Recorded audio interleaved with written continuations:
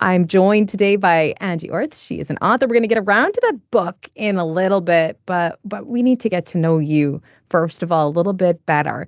You have quite the interesting life. You were successful. You were a successful publicist, but you weren't feeling it. You needed a change in life. Tell us a little bit about what happened from there. So yeah, I worked in New York City for many years as a publicist, and I did love it. I enjoyed the work, but many things happened, and it occurred to me one day that I loved my job more than my job would ever love me, and I was really pouring the best of myself into something that was not going to be rewarding any way other than maybe financially, and even then we weren't there yet. So it took me some time, but I just realized that I wanted something else out of life. I wanted more purpose, and more purpose than just making money for other people. And then you decided to leave that and go on a solo trip around the world. Yes, Who I does did. that? Tell us about what happened from there. That's not something I would do. But then again, I don't like travel. So that's my reasoning. Okay, okay. So I don't know when it was, but I was reading. I was a travel publicist, so I worked with travel writers and travel creators all the time. And one day I was reading something and it was talking about this RTW, round the world trip. And it stuck in my head from that moment. Like, I have to do that someday. And I thought, I'll never be able to. With my work schedule, I can't even leave for a week at a time, much less any longer than that. I'd never be able to take a sabbatical. So it kind of just started working its way into my head and my heart that I was going to have to leave to be able to do this big year-long trip. And I just decided it's going to be a year, and it's going to be the year of when I'm 29, and then when I'm 30, I'll come back and I'm going to be serious. Like, I'm going to get my life together, and I'm going to be a grown up, and enough with all this traveling nonsense. And obviously that didn't happen because I'm still traveling and not quite so serious, but that's sort of how it all started. Okay, so you traveled around the world. Tell us a little bit about that. And I want to know, faith wise, when you started traveling, where that was, and then what happened in the midst of all of this traveling. I've been a believer since I was a little kid, and at that point in my life, probably was just getting into realizing a lot more about God's character and God's love for me, and not just God as kind of the angry guy who wants you to be perfect and wants you to try harder and wants you to do better. I was learning a lot more about God's character then, and it was really good timing because I could go out into the world, and I went to about 13 countries in the year, visited five continents, six, yeah, five continents in that year, and just saw and met all different kinds of people from different backgrounds, and met Christians all around the world, and got to go to church in so many different countries, and just interacting, especially on the harder times, just being able to walk into a church and feel at home, even if I was in Indonesia or Australia or wherever I was. It that was that was just a miracle in its own little way, to be able to kind of find your people everywhere you go. Um, yeah, Would you say it strengthened your faith, getting to experience all these different places and these different places of worship? absolutely. Yeah, no, I think if you're walking out that discipleship journey of life, then your faith is always going to be growing and strengthening. And I probably didn't realize it at the time. I was so focused on like staying alive and finding a place to stay. But when I look back on it years later, I can say, wow, that was such a time of growth for me, because I didn't have anywhere to stay. I didn't have anybody to rely on. It was just like me and God out there. And every little daily decision, I could either try and figure it out myself, or I could ask for wisdom at the beginning of every day, and know that God kind of had my back and would always catch me, and he always did. Not to say that there weren't hiccups, but it definitely strengthened my faith. I'm gonna backtrack a little bit. What did your family and your friends think when you said, "Hey, like I'm gonna go. I'm quitting my job. I'm taking off, and I'll be back when I get back." What did they think? abject horror and disapproval. Everybody was against it. They were like, this is impulsive. Why would you throw your career away? You'll never get another job ever again because this looks so flaky. And it's so funny to look at now with this lens because it would hardly be a shock if someone did that now. But when I did it, it was very much like you're throwing everything away.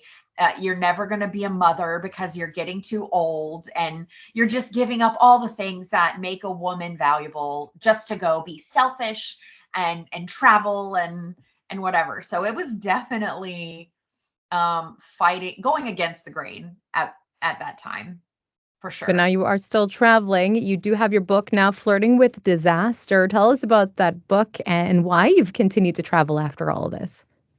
Yeah, I would, well, let's see. I was in the right place at the right time, I'll say.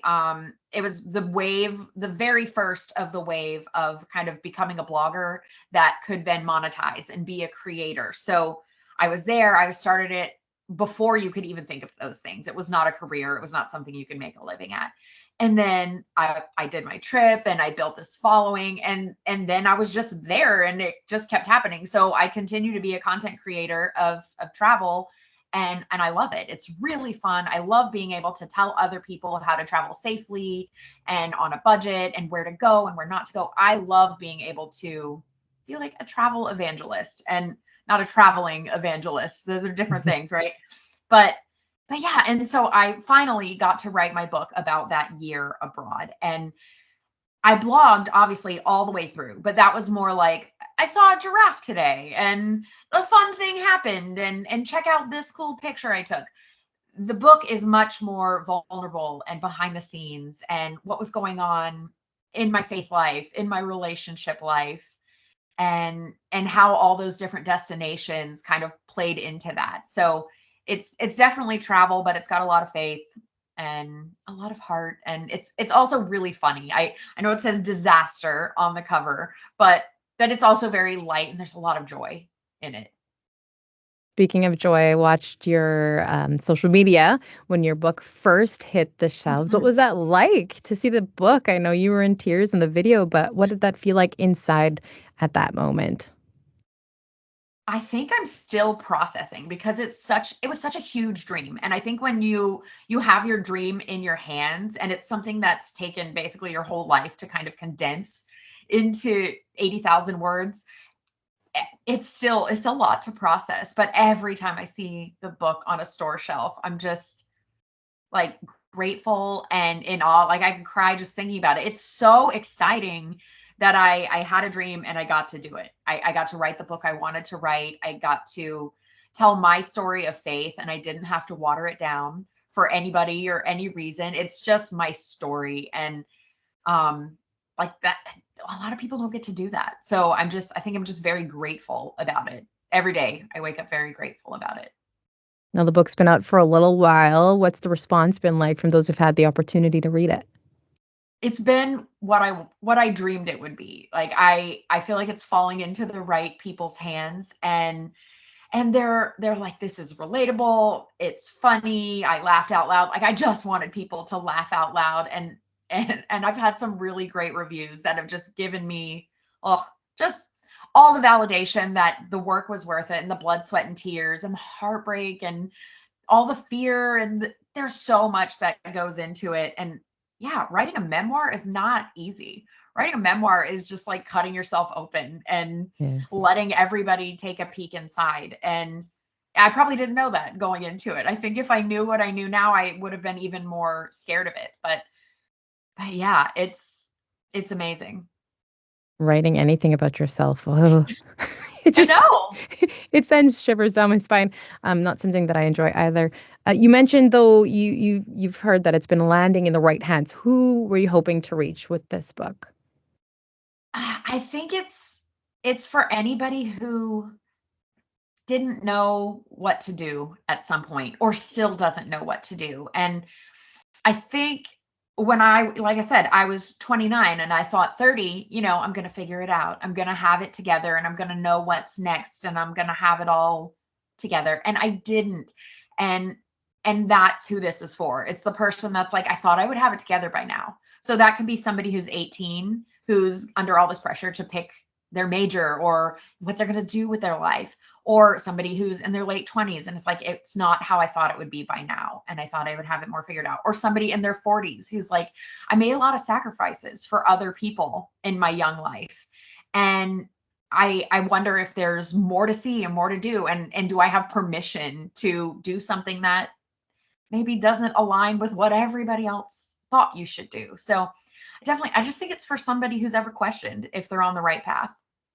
What would you say to that person who's sitting there going, I hear her saying, yeah, I'm not exactly where I wanted to be, but look, her life is fantastic now. How can she talk about this? What would you say to that person that's kind of sitting there going, I'm never going to get to that point?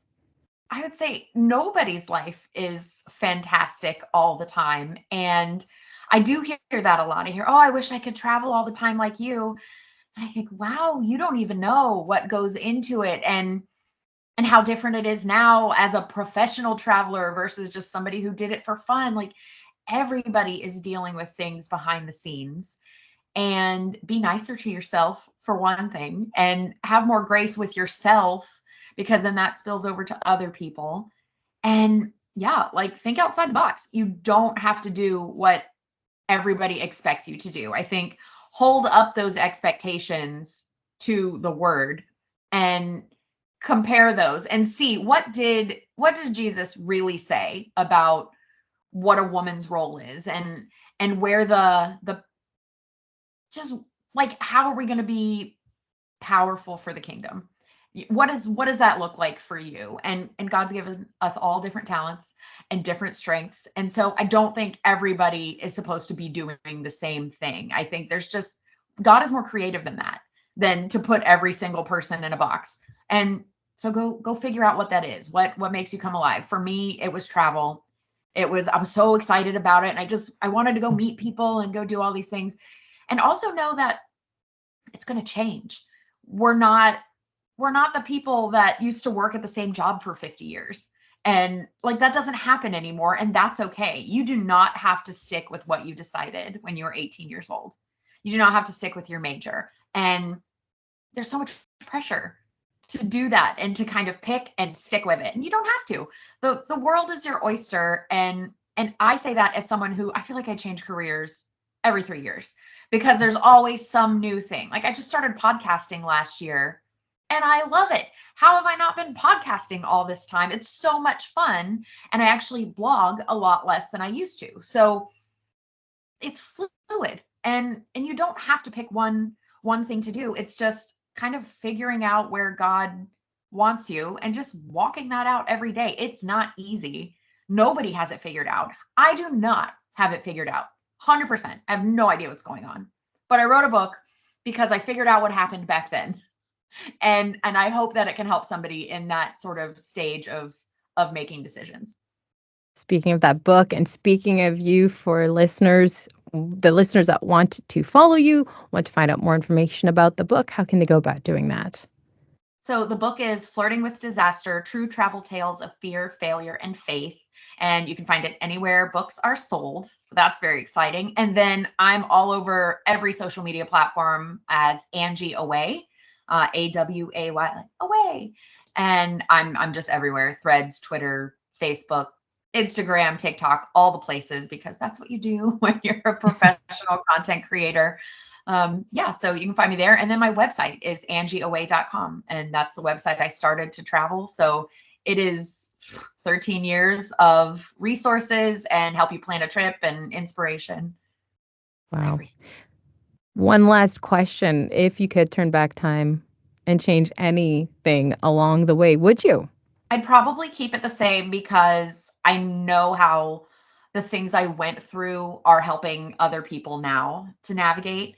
And so, unselfishly, I say for them, I'm glad it all happened.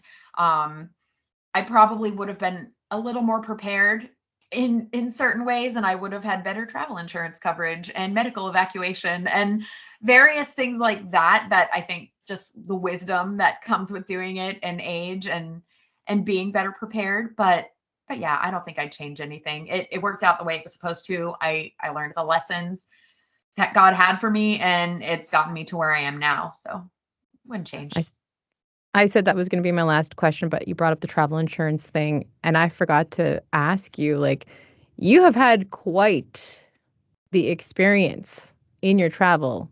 You Yeah. have, when you say flirting with disaster, you've literally flirted with disaster along the trip. Can you share just a little bit about that? Yeah. So the year that the book is based on was 2011. So I started out in Fiji. My first 5 days abroad, there was a hurricane that, was causing flooding where I was. Then it was Australia. It was an enormous cyclone. It was biblical flooding. Then I went to when I was in New Zealand, and then they had an earthquake that decimated the whole city that I was just in. So, and then there was the Japanese tsunami. And then, like, I could go on every place I went. Arab Spring happened that year when I went to Egypt. There were protests in Greece. It was a crazy year to be out traveling on my own, and I had this like Forrest Gump journey of being in the middle of these big news events again and again and again. So makes for a great story. It was pretty terrifying when it was happening, especially like for my parents and grandparents who were like, you have to come home, this is getting ridiculous. And yeah, so there was a lot of natural disaster, a lot of man-made unrest, a lot of protests and violence and riots and shootings. So yeah, I think it didn't deter me from traveling, obviously, but it did give me some perspective on world events, and that there's always something going on somewhere. And I don't know, we can't have too much compassion for what other people are going through, and knowing other people's cultures really helps you to understand their response to things. Even just on social media, you see someone being really reactive to something, and if you understand a bit about their background, or what they've been through, or what their family's been through, then you can kind of take that in a different way. It just opens up your eyes to a whole new perspective on the world. Thank you so much for sharing your experience with us and for joining us today. Well, thank you for having me. This has been great.